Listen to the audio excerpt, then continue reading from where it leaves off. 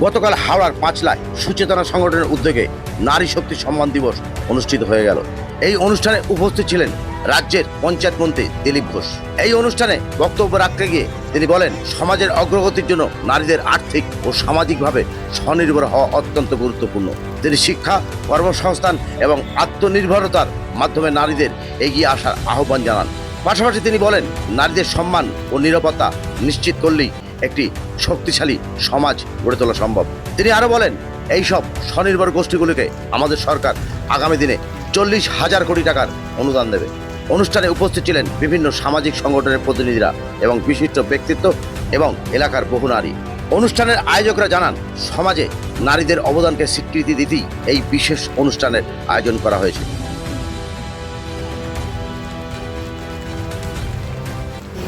আমাদের প্রধানমন্ত্রী অনেক কিছু যোজনা দিয়েছেন, যেমন মাতৃভাষা যোজনা, যেটা অন্নপূর্ণা ভান্ডার 3,000 টাকা করে মাসে এবার থেকে পেতে চলেছ নাকি না?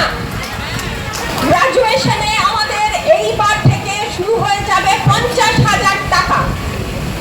গর্ভবতী মহিলাদেরও আর্থিক লাভ হবে। নারী সুকন্যা সমৃদ্ধি যোজনা, এটাতেও গ্রাজুয়েশন যে মহিলা পড়বে তাদের জন্য 50,000 টাকা রেখেছে। স্বরোজগার যোজনা, যদি কোনো যোজনা করতে চাও বা নিজের কিছু বানাতে চাও, করতে চাও, ভালো প্ল্যানিং হয়, তাহলে সেটাতে 20 লাখ মুদ্রা যোজনা পাওয়া যায়। লাখপতি দিদি, আয়ুষ্মান ভারত, এমনি অনেক কিছু আছে। তো সেটা নিয়ে আমাদের আগে এগিয়ে যেতে হবে। আমাদের মধ্যে থেকে কিছু নারী কিছু ক্ষেত্রে ভালো করে, তাতে তো সবার লাভ হয় না। সবার লাভ হওয়ার জন্য এই জার্নিতে এগিয়ে যেতে হবে।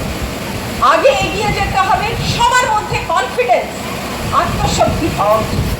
আমি গত কয়েক দশক ধরে সুচেতনার মাধ্যমে সেই চেষ্টাই করে যাচ্ছি, যাতে সমাজ সামগ্রিক নারীর উন্নয়ন হয়।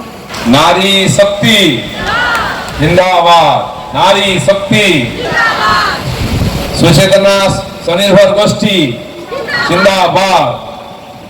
সবাইকে শুভেচ্ছা, ভালো থাকুন। মায়েরা ভালো থাকলে আমরাও ভালো থাকবো, দেশও ভালো থাকবে। এখানে অনুষ্ঠিত যেভাবে কাজ শুরু করেছেন, অনেক বছর ধরে আমি জানি, আমাকে ডেকেওছেন কয়েকবার, কিন্তু আসার সুযোগ হয়নি। আজ সেটা সম্ভব হয়েছে, সবার সামনে এসেছি আমি, আপনাদেরকে দেখে খুব ভালো লাগছে। আমাদের পশ্চিমবাংলায় হিসাবে তো প্রায় 12.5 লক্ষ স্বনির্ভর গোষ্ঠী চলে, কিন্তু আপনাদের মতো মহিলারা সক্রিয় আছেন বলে এতগুলো গোষ্ঠী তৈরি হয়েছে এবং চলছে।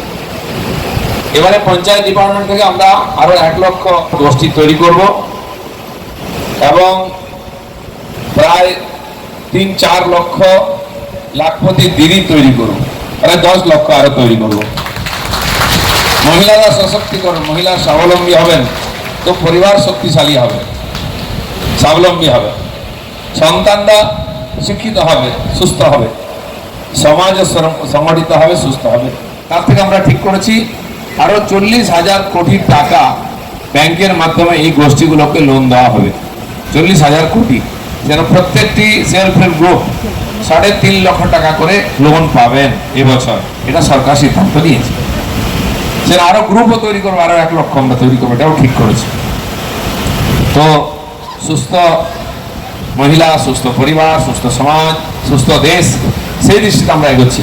তো সেই জন্য এই উন্নত সমাজ বিশ্বের মধ্যে উদাহরণ তৈরি হবে স্ত্রী পুরুষের একত্রিত প্রয়াসের ফলে। আর যদি মহিলারা সুস্থ সবল সশক্ত না হন, পরিবার সচ্ছল না হয়, পরবর্তী প্রজন্মে আমাদের সন্তানরাও ঠিকমতো শিক্ষা পাবে না, স্বাস্থ্য ঠিক হবে না, সংস্কার ঠিক হবে না। যেন সুন্দর সুস্থ পরিবেশ সমাজ তৈরি করতে হলে আগে পরিবার তৈরি করতে হবে এবং মায়েদেরকে স্বাবলম্বী, স্বচ্ছ এবং সুস্থ করতে হবে। সেই দৃষ্টিতে আমাদের পঞ্চায়েত বিভাগ কাজ করছে। নতুন সরকার এসেছে, নতুন চিন্তাভাবনা চলছে, নতুন করে কাজ শুরু হয়েছে। কর্মচারী থেকে সাধারণ মানুষ সবাইকে নতুন পশ্চিমবঙ্গ গড়ার জন্য হাতে হাত মিলিয়ে লড়তে হবে, নতুন বাংলা গড়তে হবে। আমরা আমাদের পশ্চিমবাংলার আগামী ভবিষ্যৎকে, ছেলে মেয়েদেরকে একটা দুর্নীতিগ্রস্ত সমাজে ছাড়তে চাই না। ভগবান রেখে সবাইকে ধন্যবাদ। ভারত মাতা কি। অনেক চেষ্টা করেছেন তিনি এবং আর্থিকভাবে তাদেরকে স্বাবলম্বী করে তুলেছে সোমা। সেই সোমাদিকে আমি মঞ্চে আমন্ত্রণ জানাচ্ছি, তাকে সম্মান দেওয়া হবে সুচেতনার পক্ষ থেকে করতালির মাধ্যমে। তাকে আমরা সম্মান জানাচ্ছি এবং তাকে আমরা তুলে দিচ্ছি তার হাতে 10,000 টাকা চেক তুলে দেওয়া হচ্ছে তার হাতে। জোরে একটা করতালি আশা করবো সকলের কাছ থেকে।